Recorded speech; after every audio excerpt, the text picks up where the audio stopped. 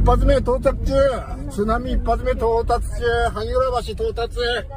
萩浦橋到達中。うわ一発目行きます。富山県、新潟県。うわー、なんだっけなんだっけ。最悪だね、新年早々に。波が到達しているのがわかります。画面左側、白い波が陸に上がっている。あれで家大丈夫なんだよ、あれ。今、富山県滑川市の映像ですが、この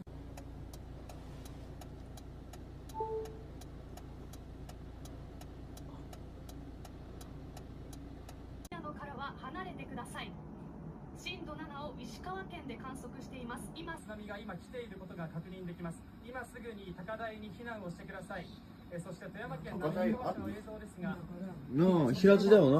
範囲以外でもこういった津波が到達している。